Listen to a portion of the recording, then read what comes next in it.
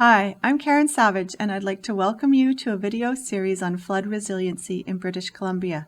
I would like to start by acknowledging that this video is being filmed on the traditional and unceded territories of the Musqueam, Squamish, and Tsleil-Waututh peoples. Along with my colleague Diane Meehan, I am co-author of BC Housing's Builder Guide to Site and Foundation Drainage. We have worked with BC Housing and a multidisciplinary team in order to compile and develop flood resiliency recommendations to inform the building industry in British Columbia. These recommendations can be found at the link provided in the video description. We are pleased to present this video series educating British Columbians on flood risk mitigation measures. This series of recordings is part of BC Housing's Mobilizing Building Adaptation and Resilience Initiative, or MBAR. MBAR promotes designing for resiliency of buildings against natural disasters such as flooding, earthquakes, and wildfire. This video series will offer solutions for various types of developments at risk of flooding, including single-family residences, multi-family strata developments, and commercial developments. This video will give an overview of understanding the different flood risks and provide owners and occupants of single-family buildings with information to make their homes more flood resilient. Flooding occurs when water flows into or collects in a location where it is not expected or accounted for in the design. Understanding and managing flood risk is important to protect our homes, belongings, and investments. As we have been seeing in the news, the climate is changing, and this is leading to increased flood risk. However, by implementing best practice flood resiliency measures, we can limit the damage from these flood events.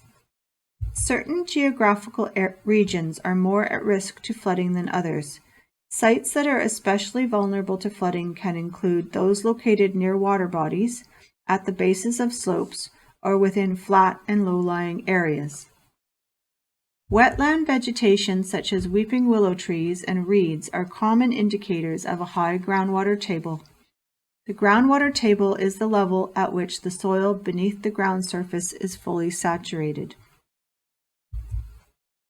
Knowing if there were past events of flooding in the area near your home is also useful for understanding your risk.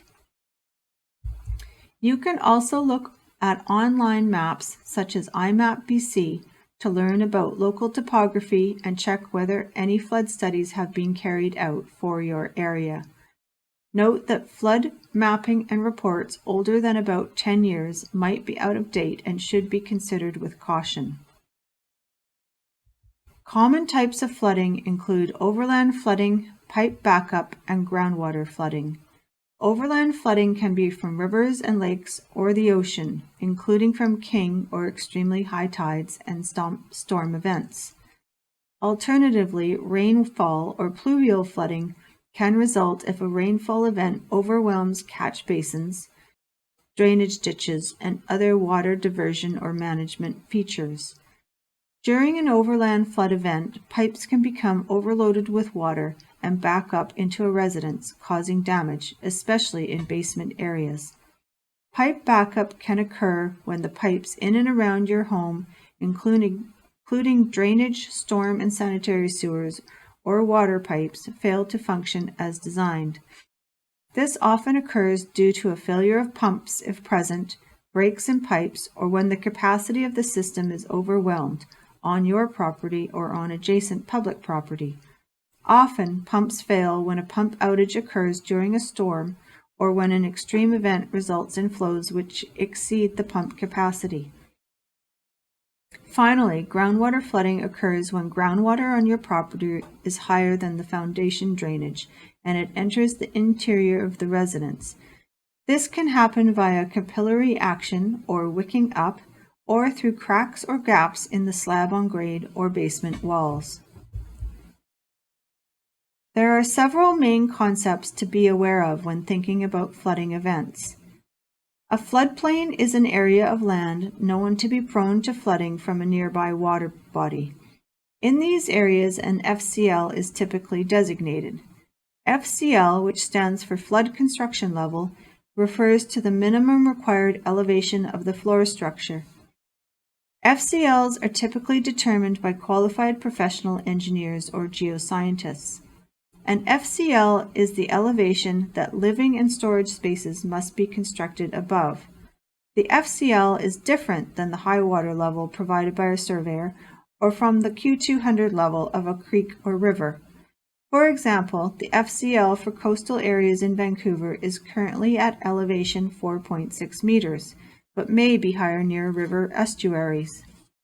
Basements are typically not allowed to be built beneath the FCL unless the building is tanked. Tanking refers to when a structure is designed to be submerged. Tanking a below-grade basement requires that buoyant forces acting on the structure be resisted. It also requires construction of a robust building envelope system. Tanking is usually considered to be cost-prohibitive for single-family residences. The FCL is not static and should be expected to rise over time due to climate change. As data on sea level rise, rainfall intensity, and other climate factors are refined, authorities should be expected to revise building permit requirements. As such, new buildings could consider allowing for future increased flood protection, for example, as could be implemented with future renovations. The annual exceedance probability is the probability of a flood of a given size occurring each year. The return period is related to the probability of a flood of a given size occurring over a certain number of years. For example, a 10-year flood is estimated to have a probability of occurring on average once every 10 years, but more realistically has a 10% chance of occurring every year. For all buildings, managing flood risk can include a variety of mitigation measures, starting at the community level. This includes constructing dikes or seawalls to protect a neighborhood, raising ground elevations, or even disallowing new development in an at-risk area. Closer to home, water management best practices can also be implemented on a property-by-property basis. Managing flood risk at a property can include using landscaping features such as swales and rain gardens to control where stormwater collects and is directed. It is important that driveways and landscaping slope down and away from your home, unlike the driveway in Toronto shown in this image. Flood-resilient building design can incorporate enhanced building envelope strategies and water-resistant finishes such as steel stud rather than timber framing and use of blue board rather than drywall. Raising door sills, allowing for the addition of temporary water barriers, and raising electrical outlets are other examples of flood-resilient building design.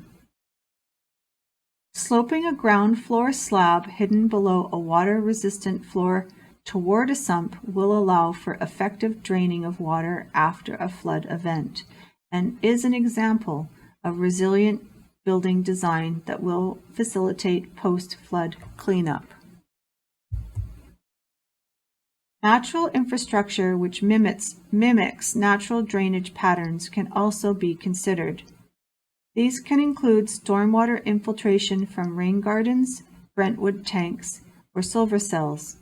Care should be taken, however, to locate these features at least 5 meters away from foundations. When obtaining or renewing your insurance, it's important to know what types of flooding are covered. Ask your insurer what coverage is available and pay special attention to exclusion clauses. An assessment of your home's flood resiliency can begin with putting your boots on and taking a walk around the outside of your home. You should pay attention to where precipitation drains off your roof, how your pumps, alarms, and backflow valves function, and make sure that these features are accessible for regular maintenance. A useful tool to guide you through this assessment is a home flood protection checkup site created by the Intact Center on Climate Adaptation and the University of Waterloo. A link to this site is provided following. There is some maintenance that homeowners can easily do to prevent or minimize flood damage. If you have splash pads for downspouts, ensure that they are in the correct locations and that they direct water away from the building. To avoid overflow and flooding due to blockages, it is also good to periodically clean up accumulated debris and sediment at roof gutters, downspouts, foundation drains, catch basins, also known as storm drains, and storm sumps, which are below-grade concrete barrels that collect and discharge water away from your property. A sample maintenance schedule is shown here. It lists key stormwater management elements that should be maintained regularly. It should be noted that each property may have a slightly different priorities and timelines for maintenance. Finally, I am co-author of BC Housing's Builder Guide to Site and Foundation Drainage. This guide goes into further detail on best practices for Part 9 buildings in British Columbia and can be accessed through the BC Housing website. A link to the online PDF can be found below. This video is the second in a 4-part series. The next 2 videos touch on mitigating flood risk for multifamily strata housing and for commercial developments. We hope that this video has offered you new insights related to flood risks and planning for flood-resilient communities and homes, and that you will join us in future videos.